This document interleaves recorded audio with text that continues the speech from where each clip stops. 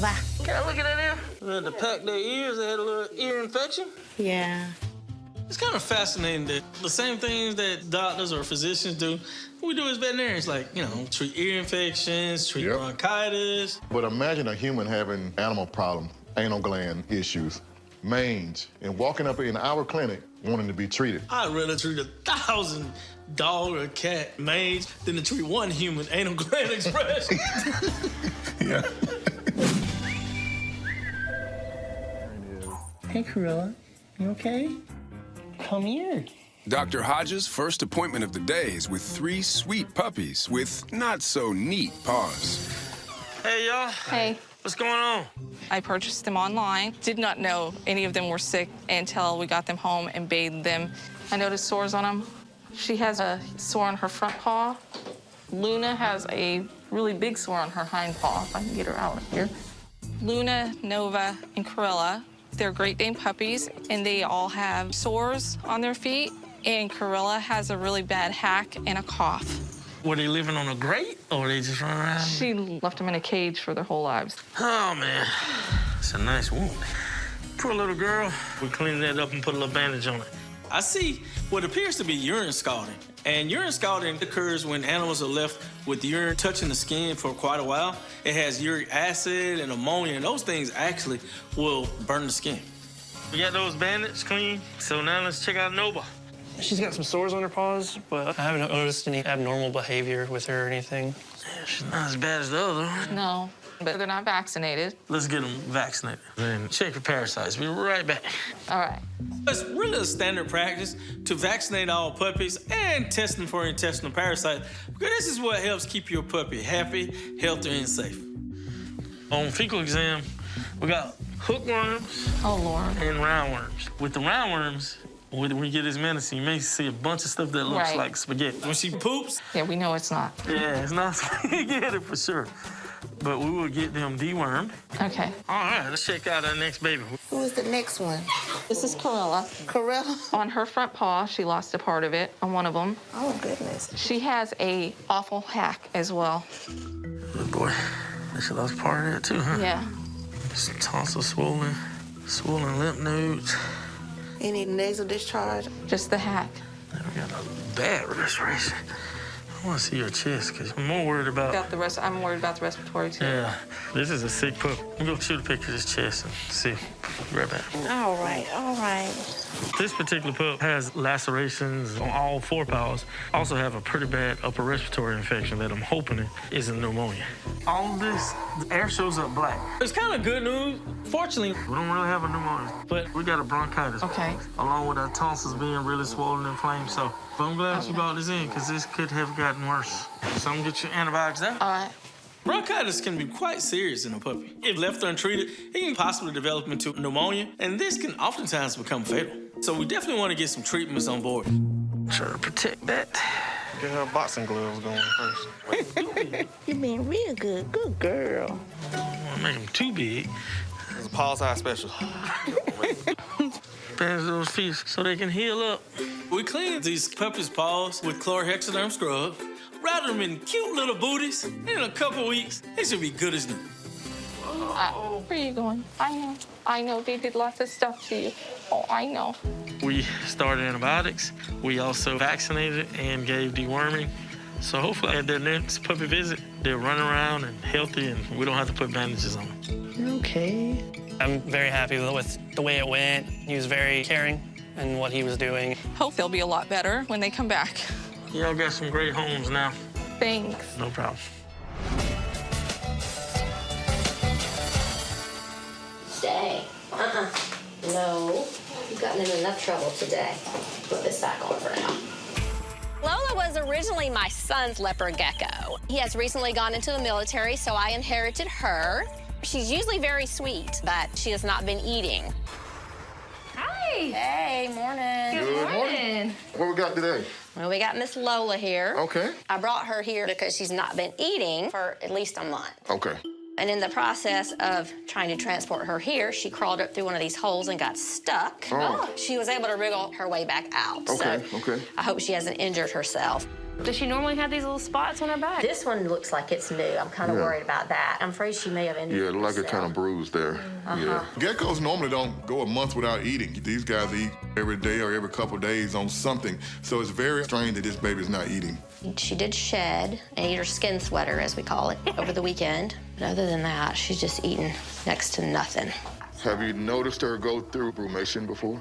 What is that? Is that like hibernation? So it's like hibernation, yeah. And a lot of time it happens in the females. Okay. Brumation is a stage of hibernation where everything kind of slows down. They don't eat. They don't do anything. They're not moving a whole lot. I want an x-ray. Just look at the bones. Could be brumation, but we have to rule other things out. All right.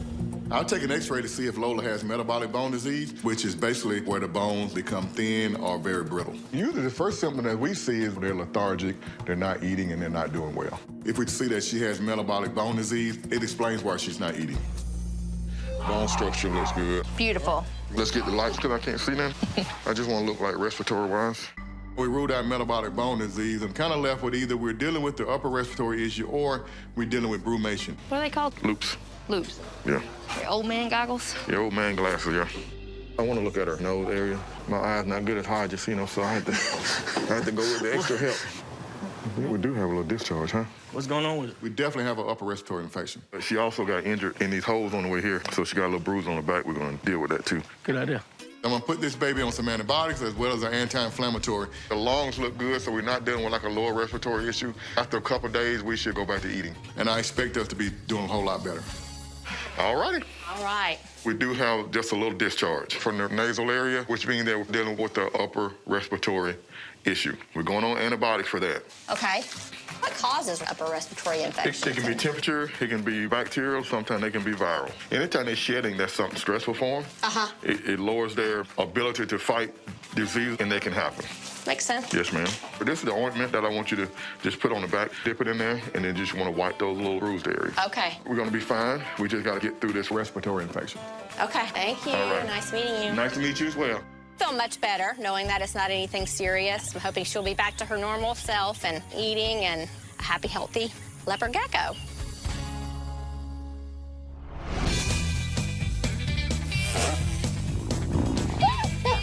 Oh, I know. Good boy. Patrick is here to find out why his greyhound, Rowan, has suddenly become run down. Hey, Doc. What's going on with the baby here? He had a severe seizure last night. Has he had one before? No. Then he had another one this morning. The seizure started about 3:30 this morning on the first one. Spazzing out on the floor, snapping, thrashing about. It's scary to see it happen. I want to hopefully nip that in the bud before it gets too severe. How's that appetite? It's good. He ate this morning. Anything seemed to set it off? Was he running? Anything? Nope. He was asleep in his crate. We weren't able to figure out the seizures and get them stopped. This is bad news. So we're gonna grab a little blood and we're gonna figure it out. We'll be right back. Thanks, buddy. Some of the rule outs we think about when it comes to seizure is kidney failure, liver failure, or toxicosis. Any of these conditions are very serious. So while we're waiting on the results of our blood work, we also do ultrasounds because I want to see if there's any kind of tumors or any abnormalities in the liver or kidneys or throughout the body. He's a good boy. What are you looking for now? I'm just checking the bladder, and then I'm checking the other kidney. That looks good. Nothing abnormal? Nothing abnormal. The abdominal organs all look fine. X-ray, I didn't find any tumors, so we're just waiting on the blood work, and we'll see if we can determine exactly what's going on with this dog. All right, Doc. Boy, that's what I was afraid of. It's not epilepsy. It is kidneys. Okay. What's happening is we're starting to get early renal disease. The kidneys are not pulling out all the ammonia in the body, and it's going to the brain. So that's why you saw that seizure. Good, but not good. Good, but not good. All the uric acid, all the ammonia, and everything that normally is peed out is not being removed from the body. It goes to the brain, and it causes seizure-like activity. We will be hanging out in hotel lodges for the next 24, 30 hours. I'm gonna hook her IV up, I'm gonna flush everything out. We're gonna pee, literally like a racehorse. Okay. All right? Great. Appreciate it. All right. Come on, puppy dog. Go ahead, Ron. Once there's some kidney damage, typically is not reversible, but you can get enough kidney function to maintain. So I'm gonna start some IV fluid and try to flush all this bad stuff out. It's almost like a dialysis. Go to room 5 for me. All right. Rowan, you are set up. Rowan! Doc, we need you. What's going on? We have a seizure over here. Oh, boy. Uh-oh. Hey, boy. Come on, buddy. Hang in there, boy. Oh, boy. Give me a wet towel. Kind of cool him off. Hey, can we turn off the light? That's the seizures. You want to try to eliminate the stimulus, so we turn the lights off? Yeah, we get rid of those lights, huh? Bite his lip. When you're seizuring, it's almost like running a marathon because your body's just going and going and going, and Rowan's temperature is going up. You can feel how hot he's getting. What's that temp? 1027 right now, climbing. If a dog, a person, or anyone's temperature gets too high, it can literally fry the brain. We gotta get this temperature down really, really quickly and really, really safely. Drink a little water. I know it's hot. Yeah. We're just letting him cool off now. Just came out of his seizure. All right. No seizures, but still very, very concerned. My game plan is to continue the fluids and try to flush everything out. I'm also adding a drug called Caprovet, which also lowers the seizure threshold. So we'll see how Rowan does. Unfortunately, he's not out of the woods yet. It's okay, Rowan. I'm sorry.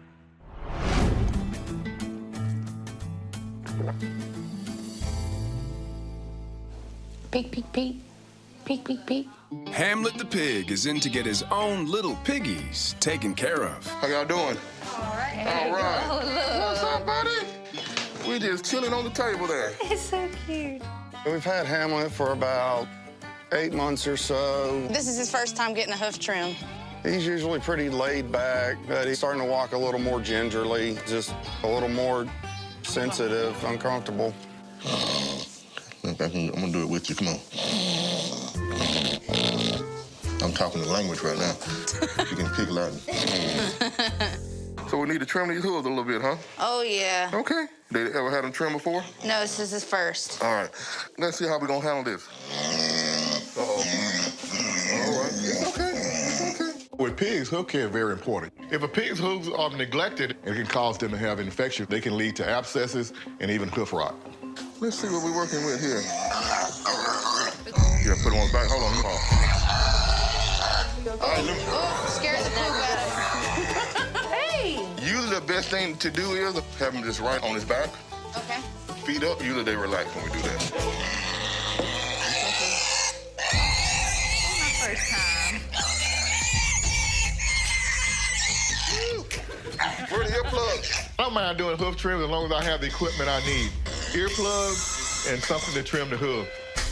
Uh-oh, gotcha. I knew it was gonna happen. Where's my goggles? Ow, Doc, did it again. I'm aiming for you. Please don't. I'm gonna keep my eyeballs. Sometimes these hooves, they kind of come out like shrapnel, so if you're in the line of fire, you just have to catch one. All right, it's all over. We got them trimmed up for you. We need to get on a regular basis doing that. Right. 2 or 3 months from now. Okay. Let's do it all over again. All right. All right. Sounds like a All plan. Right. After trimming these hooves, everything looks great, and I think this baby's ready to go home. All right, y'all have a good day. You too. All right. Thank you. I'm very happy with Hamlet's hoof trim today.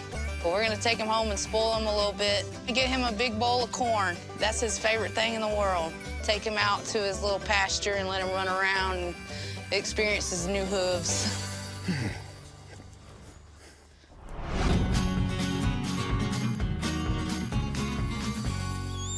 You stop petting her and she stops weaking, and you pet her and she weaks. Milo the guinea pig is hungry for attention, but not much else. Hey, what's up? What you got there? We got Milo. We've had Milo for about 1.5 years now. She's our first guinea pig. She's actually our daughter's. She just loves to cuddle. Yeah, So she'll just climb right there like a little baby. If she eats a strawberry, she goes wild. I don't know what it is about strawberries, but The sugar rush. it must be the sugar rush. We call them the zoomies.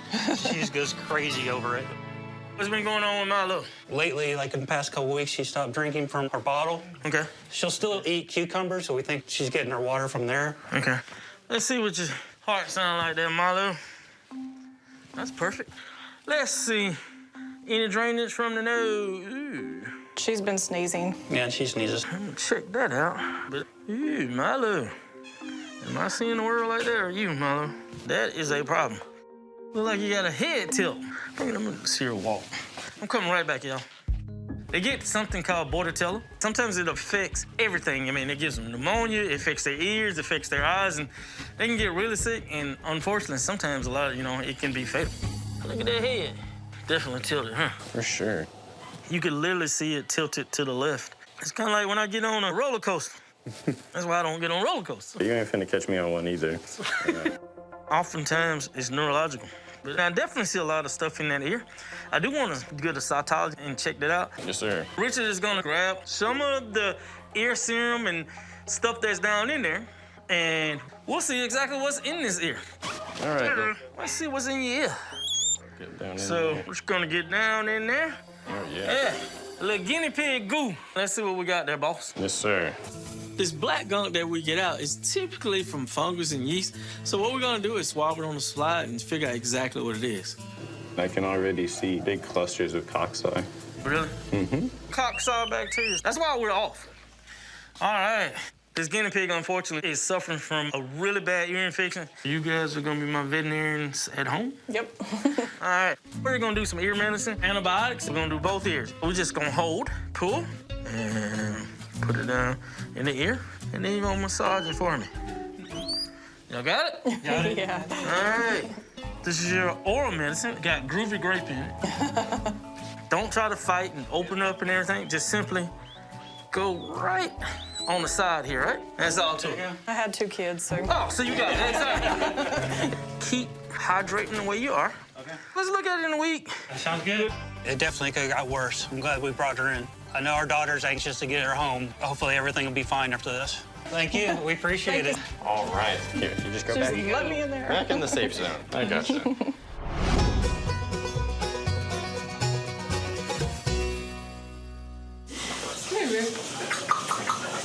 What's up, everybody? What's going on with Rue?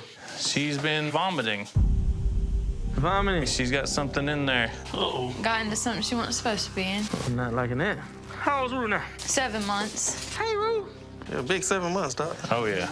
Today we brought in our Great Dane Rue. The other day she had gotten into our bag of dog treats and decided to eat the plastic wrapper. We also have concerns that Rue had eaten something out of the yard. I found plastic strings in her mouth the other day when I came home.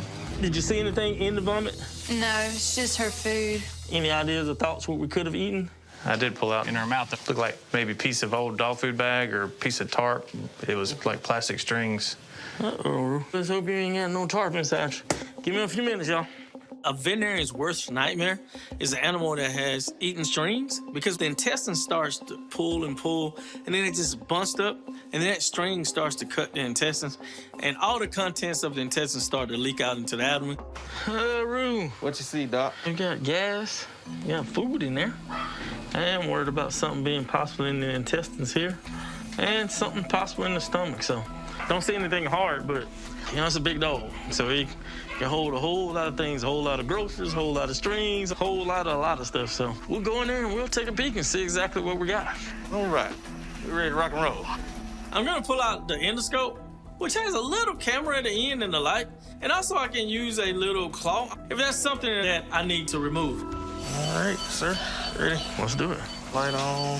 Let's see what we got going on. Nice and slow. Keep going. Keep going.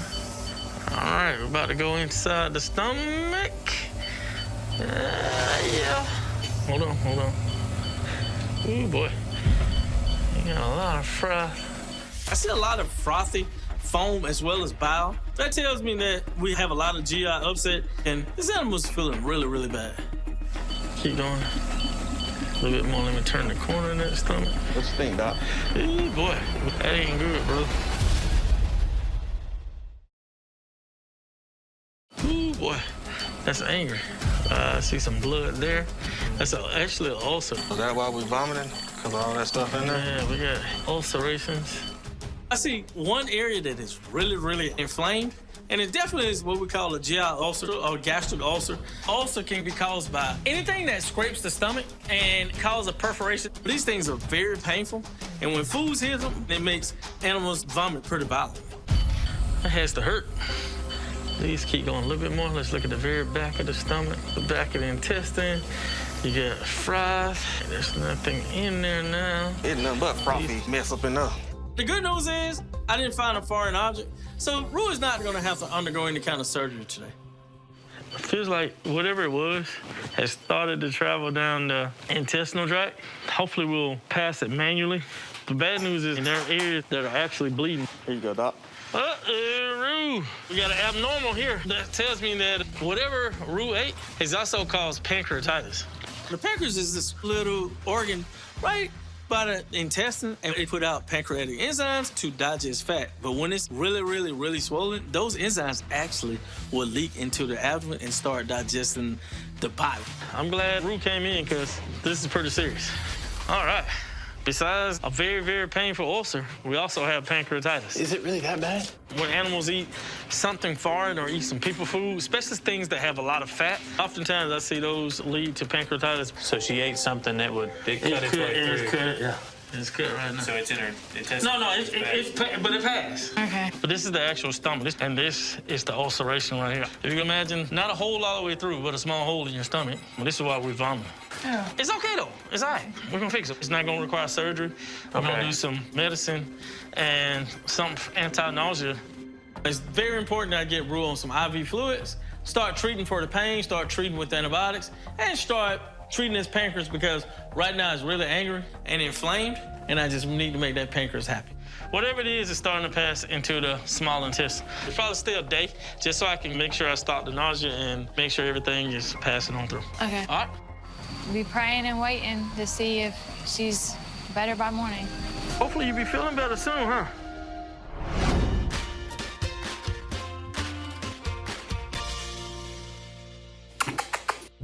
Come here, Cruella. Cruella and Luna the puppies pitter-patter in for their follow-up exam. Hey. Hey. Hi. Yeah. You're growing. I'm back today with Cruella and Luna to have their pads checked, to make sure the sores are healing well, and to have Cruella's bronchitis checked. Watch this one walk for me, her front paws. They're shaking when she stands still. Hey, look, he's walking good, but we may have another little problem. Let me feel right quick. Okay. Come here. And this Luna? Yeah, this one's Luna. Hey, Miss Luna. Oh, goodness gracious. Hey. Oh. Yeah. I'm just pressing Right. all the long bones. We're developing something called panosteitis. You know how your grandma used to say, you getting growing pains? Yeah. This is really growing pains. What happens is that we grow so fast, and the bones just keep getting microfractures. That's why we are bowing. That's why when I touch the long bones, it hurts. That's why we kind of walking like that, but we can fix that with food. All right. We gotta slow the proteins down. So I want you to go to a puppy food for large breeds. I'm gonna go see what these things look like. Be right back. Okay. Typically, we can correct osteitis with time using a food that has less protein, so we slow the growth down. Switching over to a large breed puppy food, I think we'll eventually grow out of this and be fine. Hey, big girl. It's still raw, but it's starting to heal up. Okay. Definitely looking better. It's gonna take a little time for it to close all the way in, but that looks not as painful. We'll rebandage that. Our barber keeps these booties on, I would say maybe in roughly 2 weeks. This dog should be good as new. And I'm hoping that Cruella's bronchitis clears up just as well. Is this the one with the cough?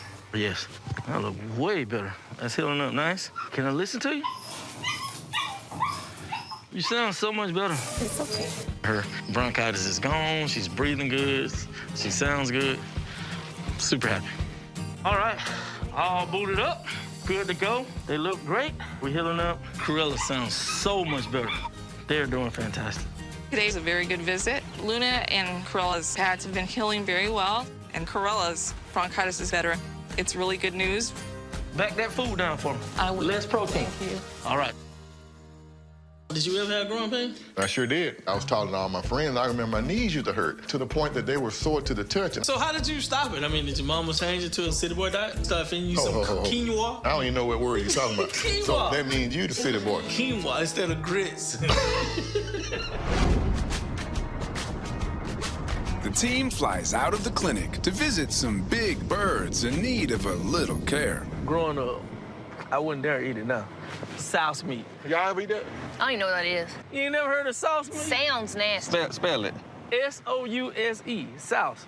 Man, a bunch of junk. Pickled meat trimmings made from pig. No, see, I'm done It's like right all now. the extra nasty stuff they couldn't make nothing else Meat, of. cow tongue.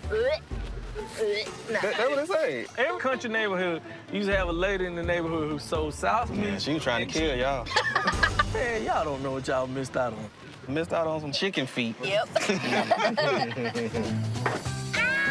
Sylvia, what's up? How are you guys? Hey, how you doing? I'm trying to behave. What about you? My husband Adam and I live on about a 6-acre farm. We're up to 24 animals right now, including goats and chickens, a few peacocks, some ducks, and turkey. Last year I got the peacocks. You know, remember I got 2. Right.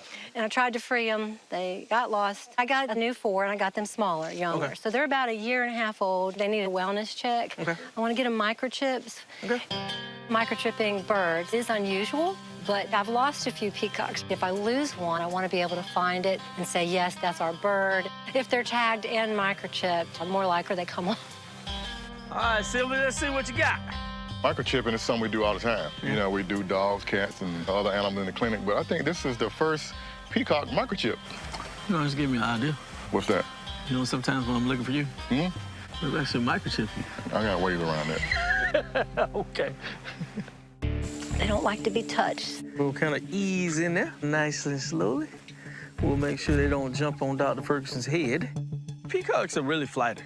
You know, they fly straight up, so you want to not startle them or spook them. You know, we don't want them to hurt themselves or land on this guy's roost. So we want to make sure we ease in there really cool. The males will react probably first. I'm a little worried about the doctors. You're at your own risk when you walk into a cage with something that is huge. Nice and slow. All right. You got him, Doc. Don't turn your back. This might be the easiest one, maybe. Straight up in the air. All right. I'm crouching, I'm thinking, okay.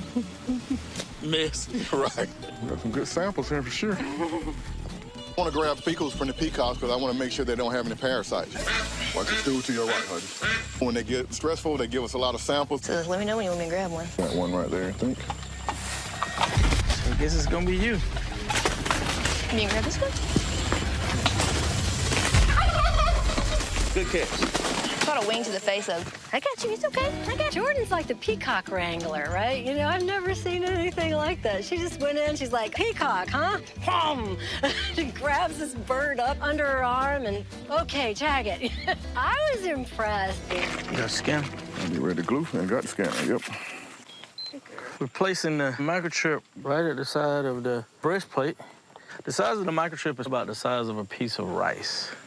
And then Dr. Ferguson is gluing it in place. Typically, we put the microchip on the back, right between the shoulder blades, because Right. universally, that's where everybody's scanning in dogs. There you go, big guy. Peacocks and birds, it's just a little bit different. We actually go right at the breastplate. After that, we scan to make sure our chip is in. And you can see, number in. Roger that. All right. A couple days, Sylvia can let them out. If they end up in a neighbor's yard, we got a trick. Scanner. Scanner. There was a lot of excitement. You got her. There we go. But I'm pretty happy that they came through at each one of them really well. My face red? No. You fine. Good job, guys. Yes. We took care of the peacocks. We got the microchips in. Everybody's happy. I'm leaving with all my limbs. Yeah. We have those samples. Once we get back to the office, we'll look under the microscope. And if they're in the parasites that we find, we'll get medication appropriately and come back out and get them taken care of. Wonderful. Yep. I'm so grateful that they showed up today, and I think they had a good time, too. Thank you. All right, bro. You guys did great. I'm amazed.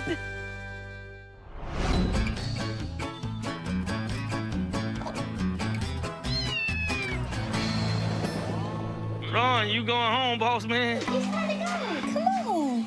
We hadn't had a seizure in about 48 hours. He is doing so much better. So we're gonna send him home. Your mama daddy's here. Yeah, come on. Rowan hasn't been with us and has been a space missing there. The cat mopes around looking for Rowan. We have another dog that has stopped eating altogether, so we're absolutely elated to pick up Rowan today. There's my puppy. I haven't seen my boy. Oh my goodness, babe, how are you? He's doing much better. We just got some medicine I'm gonna need to keep him on in a special diet. Okay. He's gonna be on these medicines forever because kidney failure is usually not reversible, but hopefully we keep enough kidney functions for him to live a long, happy life. See y'all later, Doc, thanks so much, man. Appreciate it. No problem. Being reunited with Rowan is a joy. All right, Ro, you ready to go home, buddy? This is why I became a critter fixer and a veterinarian, because it really is a good feeling to see a dog that a few days ago was seizuring and almost on death's door be reunited with his family.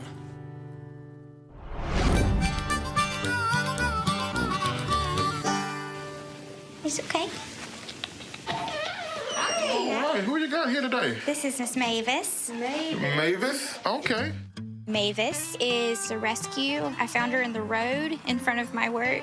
I go out into the road and I'm trying to stop traffic so that they don't hit me or this little kitten. I mean, it's a baby anything. When you see it, you know, babies are cute. Baby humans, baby dogs, baby everythings. And so I just had that motherly instinct to make sure she was okay. What's going on with Mavis here? I found her in the street in front of where I work. Okay. And she's been having really bad eye infections. Let's take a look here. Yeah, Kitty, you little bitty thing. She's very sweet. Hey. Oh, yeah, I think you're right. Upon examination, I definitely see some major eye issues. And it wasn't actually what I expected. This baby doesn't have any eyes. Oh. That one. Yeah, I don't see anything there either. Oh, look at that. You know, I'm thinking you go in, you know, you got eye infection, little medication, everything's gonna be great. But in this case, Mavis does not have two eyes. We just have a socket there. So it changed my plan. It doesn't seem like it's any trauma or anything that caused it. So more than likely she was born like that. Unfortunately, we had to have a little surgery, close those lids so the orbit won't be exposed to the environment. But the fortunate thing is, we're doing well otherwise. As a veterinarian, you know, I'm always thinking about quality of life or how this animal's life going to be, make sure it's not suffering. The fact that it was born with no eyes, I know it'll be able to function, it'll be able to navigate, and it'll be able to have a good quality of life. So it's definitely something that we need to help out. I think the best option in this case is we really need to close those lids up, and that way, cosmetically, it looks better. But two, medically, we don't have to run the risk of continue to get infections in the eyes. Look how sweet she looks. She's trusting, too. Yeah, she is. So you want to keep this baby afterwards, or? We're really trying to find her a home. She's more of a foster. Okay. Mainly because we already have enough animals at the house. I got you. I don't think it'll be a problem. Yeah. I absolutely 100% hope the best for Mavis. I hope that she finds a home where someone will love her and care for her. We're going to get set up here, and we're going to do it today. All right. Okay. Well, thank you so much. All right. You ready, little man? Mavis' mom did a fantastic job of getting this baby to us. But at this point, this is as far as she can go. So she's given us the responsibility, and it's a great responsibility that we take, that we're going to be able to help find a happy, forever, ever home for Mavis. Hey, kitty. Jordan's kind of our social media guru. She's going to post this baby and try to find a home for her. This is harder than it looks, Paul.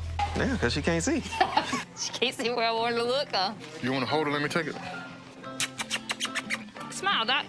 Oh, you got me? Yeah, I got you in here, too. There we go. As soon as I get the surgery table cleared up, we're on.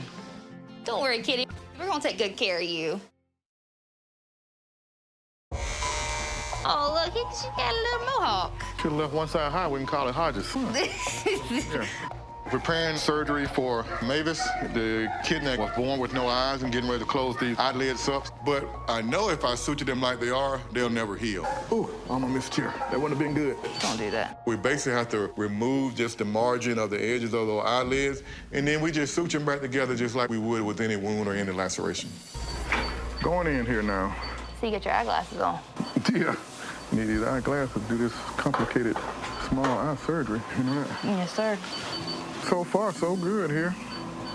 I got one side cut, now I'm cutting the other side. All right, the sockets look pretty good on the inside there. Let's see if we can close this baby up. You got both of them done already? They're both trimmed, but I'm suturing them up now. I think this baby's gonna look good with these purple lashes. I used the purple suture, and I left them kind of long, and it looked like the baby still has eyelashes. You know, people pay a lot of money for purple eyelashes. I think we need a name change, though. You need a name change to Kitty? Yeah. To what? I don't know, but I ain't feeling the name. Mavis sounds like an old lady. I think we can do better. Since we're going to be finding a forever ever home, we need to give it a forever ever name. What about Eileen? Eileen? That was a good one. I like that name. Go ahead and wake Eileen up. Turn out good. 10 days, this thing will be healed up, and the Mavis/Eileen is going to be all right. Surgery went great today. We got those eyelids closed up, and they'll heal up, and that way they won't open. We don't have to be concerned about any infection anymore. We just got to find a happy, forever home for it and make sure we have a good life here.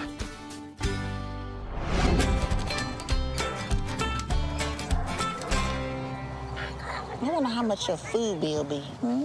How much is your mama food bill? I know, you sleepy? After a bout of pancreatitis at Critter Fixer Bed and Breakfast, Rue awaits her morning meal. Rue, like you feeling better this morning? She is feeling a lot better. Hey, Rue. What's going on? No vomiting or diarrhea this morning. Good. Medicine must be helping you. Rue definitely appears BAR, which is a term we use in veterinary medicine quite a lot. Bright, alert, and responsive. We did find just a little bit of string in Rue's poop, but look like everything has passed through. Rue is pooping normally. Rue is walking around, very alert. You ready to try to eat something? With pancreatitis, we fasted this whole time, so hopefully Rue will take a meal. All right, Rue can get out of here today. That sound like a plan, Rue? Perfect. Looking at how we're eating, I feel really good about Rue's long-term prognosis. We just gotta keep Rue away from anything that we normally don't eat. Hey, Rue is chowing down on food. We're doing so much better. The pancreatitis is gonna take a little bit longer. No treats from now. I wanna avoid the fat. But we good to go, my friend. Excellent. No doubt, as always. I'm very happy that, considering how severe it could have been, and just very thankful we got her here on time. I've already told my kids no more treats from the table. Bye, Rue. Oh, you can't go back with them? Our work is done, Bo. Our work is done.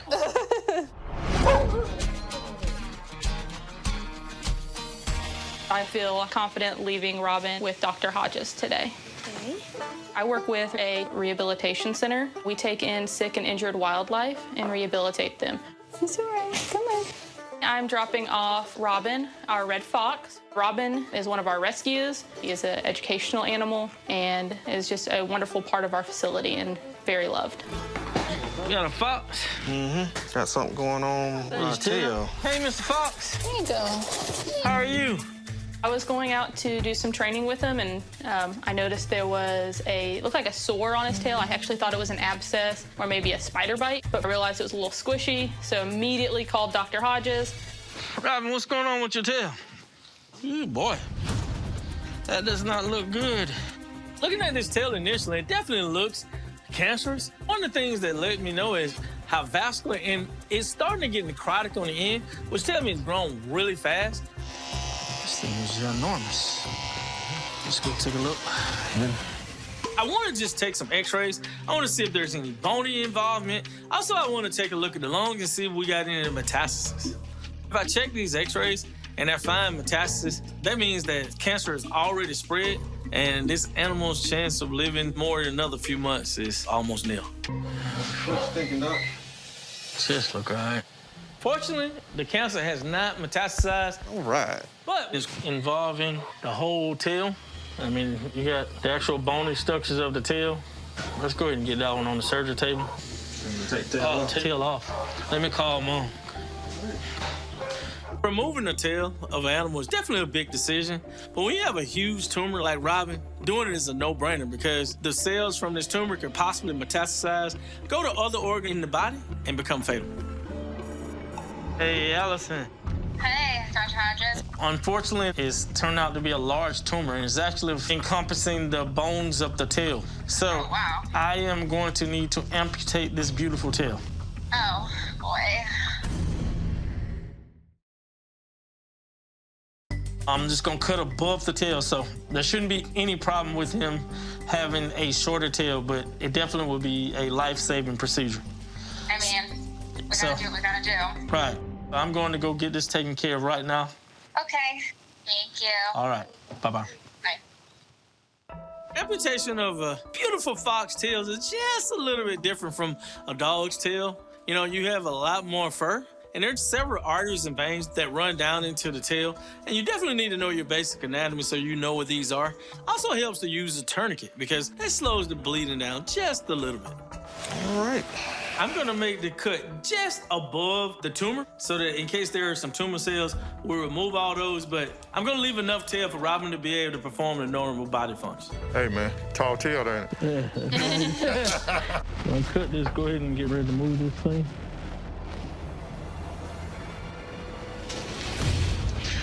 All right, everything seems to be going well. There's no bleeding. The big tumor that was actually causing all the deformity and growing out of the tailbone is removed, so hair will grow back, and it shouldn't affect this fox's quality of life. And now, I'm trying to suture the tail back. How we doing?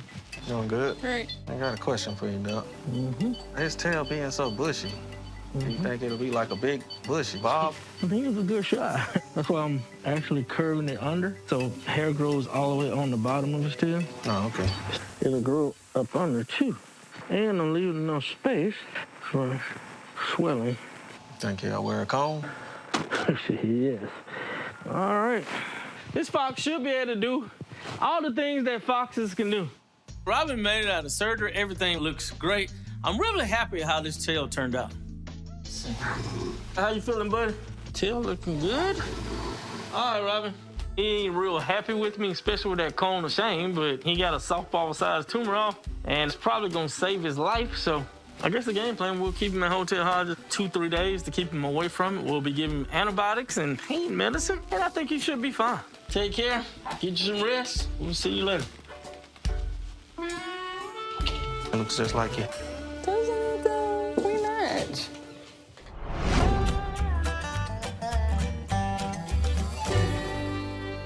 Come on, girl. We got some big news for you today. You're going home today. Today is a very special day. Eileen, the kitty, is getting adopted. Don't forget about me now. Just get my smell real good. Smell me real good so you'll know me, because I don't want you to forget about me. Eileen is getting adopted by someone in the clinic today, one of our technicians, Brittany. And she's going to take her home, her and her husband, and give this baby a forever, ever home. Huh? You going to go up here? Hey, there's the new parents. Here's your baby. Hi, baby. Don't jump. Don't jump. Where you going? Yeah, don't jump. I have a blind cat at home already. She only has one eye. The other one was missing when they found her. And she is our joy. So when this one came in, I was like, I'm not going to get attached. I can't get another cat. And then I started petting her, and I got attached. Y'all new parents, so y'all have to get the new parent quiz, right? Oh, boy. What's the baby's name going to be? Evie. All right, that's But the middle name will be Eileen. All right then. I was about to say, hold on, that's a strike right there. Okay, so Evie. Yeah. Okay, all right. Stipulation. Y'all ready? Yep. We want to visit a kitty, so y'all have to bring it back so we can visit. I'm okay with that. You okay with that? It's not like I'm not here anyway. All right, that's good. The best part of someone in the clinic adopting Eileen is that we get to see Eileen whenever we want to. You know, all I have to do is say, Brenda, can you bring that baby in today so we can get some love, and she'll be here. Bye, baby. Stitches in another 4 or 5 days. Okay. Have a good one, okay? Thanks, Dr. Ferguson. Hodges, how that fox you had make out? Oh, man, he's doing fantastic. You think that he would kind of miss a beat without his tail? But Robin is doing fantastic. Man, that's awesome. Robin. Yes, my good boy. Come here. Yes, my good boy. We were sad to lose that big fluffy fox tail, but actually it is definitely looking a lot better than the little shaved nub he had when he came home. With his tail like that, he looks like a little corgi.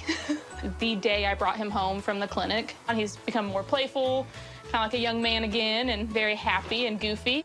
He likes to play with his toys, he runs around. He was just so much happier.